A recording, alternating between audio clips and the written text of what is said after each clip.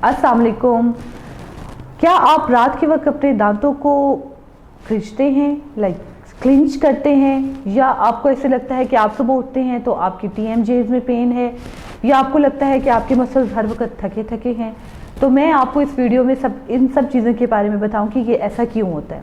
Research ने ये हमें प्रूव किया है कि एज़ कम्पेयर टू हमारे जो पहले के लोग थे, उससे आजकल की जो यंग जनरेशन है उनको ये इशू ज़्यादा आ रही है, TMJs के इशू ज़्यादा आ रहे हैं। तो इसकी रीज़न क्या है? पेन के इशू ज़्यादा आ रहे हैं। पेशेंट जो है वो कहता है कि मैं रात को अपने दांतों को क्लिंच करता हूँ। तो ये क्या रीज़न है, किस वजह से ये जो है ये इशूज़ आ रहे हैं?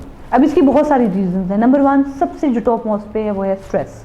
अगर आप स्ट्रेस लेंगे, आप स्ट्रेस से सोएंगे, रात को आप जब सो रहे होंगे, डे टाइम में तो आप काम कर रहे हैं, आप दांतों को अपने क्लिंच कर रहे हैं। क्लिंचिंग का क्या मतलब है कि हर वक्त आपने स्ट्रेस फॉर्म में अपने दांतों को रखा हुआ है, ऐसे, ये है क्लिंचिंग। ठीक है, तो डे टाइम में तो हम अगर आपको बताएंगे कि आप हमारे पास आए, हम आपको बताएंगे आप ये करें, तो आपको अवेयर होंगे, आप जाग रहे हैं, आपको पता है कि मैंने इसको अवॉइड करना है, आप अवॉइड करें। लेकिन जब आप रात को सो जाते हैं तो ये आपके जो है आपके होल्ड में नहीं होता। आप दांतों को क्लिंच करते हैं, आपको नहीं पता। जब सुबह उठते हैं तो आपके मसल्स थके हुए होते हैं, आपको दर्द पेन हो रहा होता है, और इसके साथ साथ आपको समझ नहीं आ रही होती कि ये क्या है।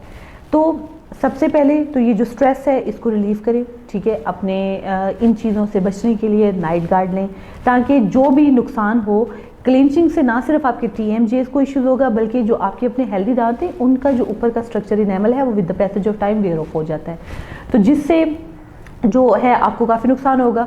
तो अगर आप नाइट गार्ड लेंगे तो ऐसा ऐसा जब तक आपकी ये हैबिट, सबसे पहले हैबिट ब्रेक करना बहुत ज़रूरी है। जब तक ये हैबिट ब्रेक नहीं होती, एटलीस्ट आपके जो दांत है वो तो सेफ रहेंगे। TMJs के इशू है तो हम आपको नाइट गार्ड बना के देंगे, और स्प्लिंट टाइप ऑफ हम आपको अप्लाइंसेस बना के देंगे ताकि TMJs के भी इशू ठीक हो।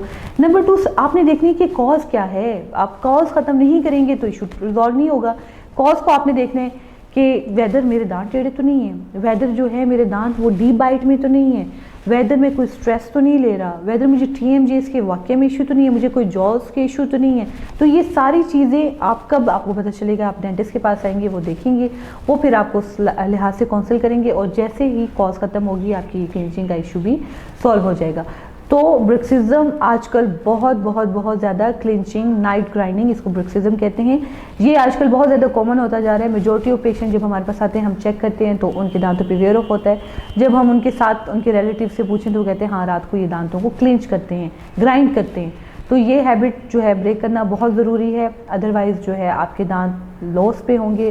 ख़ास तौर पे एंटीरियर दांत डीप बाइट में बहुत ज़्यादा नुकसान पर आ जाते हैं, नीचे वाले दांत तो बिल्कुल ख़त्म हो जाते हैं, बिल्कुल स्ट्रेट इतना। तो ये चीज़ें बहुत ज़रूरी हैं। आपकी बाइट भी बैठ जाएगी, मुंह का नीचे वाला हिस्सा भी बैठ जाएगा, वक्त के साथ साथ आपकी एजिंग आ जाएगी। तो ये जो चीज़ें हैं इनको टाइम के साथ जो है काउंटर करना बहुत ज़रूरी है। तो इस तरह की और भी कोई आपको कोई क्वेश्चन हो, कोई आपके जहन में कोई इशू चल रहा हो जो शायद आप ना जा सकते हो डेंटिस्ट के बाद, अगर आप चाहें मुझसे डिस्कस करना तो आप ज़रूर मुझे मैसेज कर सकते हैं। Thank you so much. अल्लाह हाफिज़।